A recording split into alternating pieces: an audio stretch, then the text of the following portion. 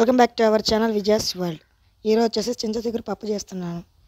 చింతాకు, కందిబ్యాళ్ళు, టమాటా, జీలకర్ర, ఎర్రగడ్డ, ఒట్టిమిరపకాయలు, తర్వాత గింజలు, పసుపు, ధనియాలు, ఎర్రగడ్డ, తెల్లగడ్డలు, నూనె,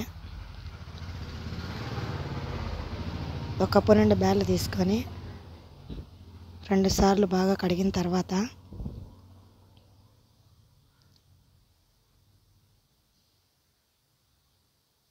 రెండు చిన్న సైజ్ టమాటాలు తీసుకోవాలి. ఎర్రగడ్డ, టమాటాలు, జీలకర్ర, పసుపు,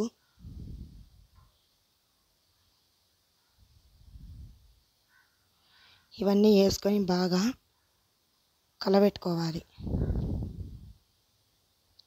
తర్వాత వచ్చేసి 5 వెల్లుల్లిపాయలు వేసుకోవాలి. తర్వాత ధనియాలు 1 స్పూను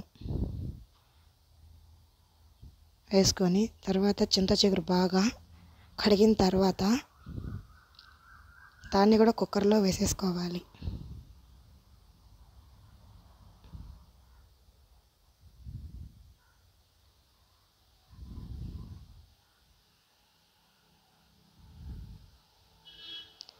మీకు సరిపడా కారం వేసుకోండి.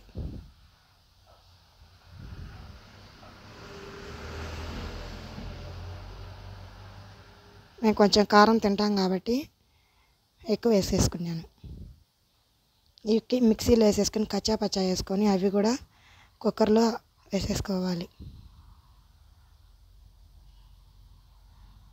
తర్వాత వచ్చేసి ఇది కూడా అంతా ఒకసారి బాగా కలబెట్టుకున్న తర్వాత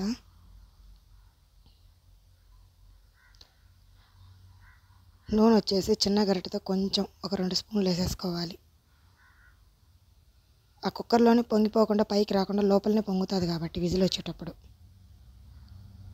ఇప్పుడు విజిల్ పెట్టేసి మూత పెట్టేసి స్టవ్ మీద పెట్టేసిన తర్వాత 3 విజిల్ రానిచ్చేసేయాలి.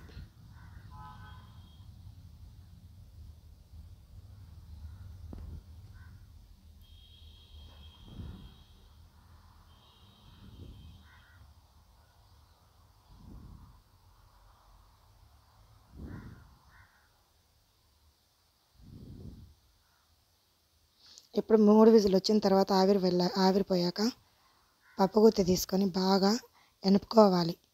చిన్న స్పూన్తో పావు స్పూన్తో 3 స్పూన్లు రాక్ సాల్ట్ వేసుకోవాలి. పప్పు గుత్తితో బాగా ఎనుపుకున్న తర్వాత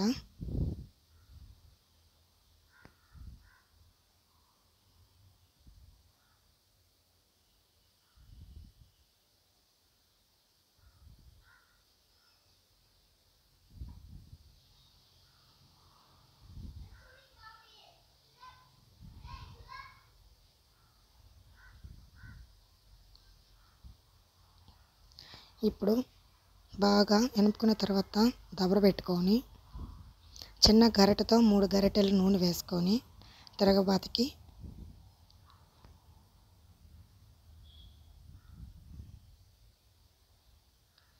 ఒట్టిమిరపకాయలు, తిరగబాతి గింజలు, తెల్లగడ్డ ఈ 3 వేసేసుకున్న తర్వాత అవి కొంచెం వేగిన తర్వాత ఎర్రగడ్డలు కూడా వేసేసేయాలి.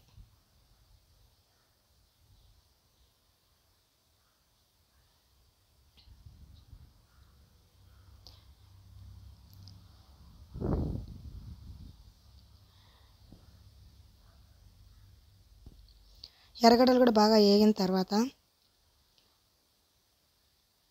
కొంచెం కరివేపాకు వేసేసుకోవాలి దాంట్లోనే.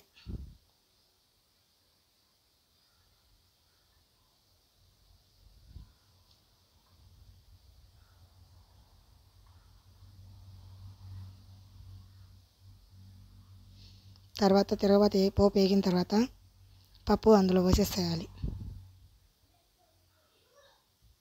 ఇప్పుడు కొంచెం పప్పు నీళ్ళు ఉన్నాయి కాబట్టి దాంట్లో కడిగి దాంట్లో వేసేసేయాలి.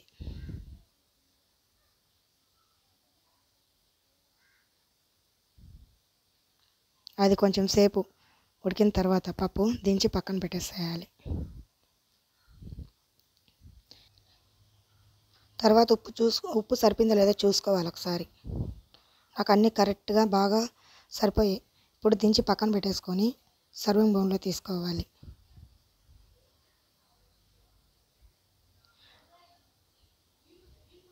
Thanks for watching. Please do subscribe.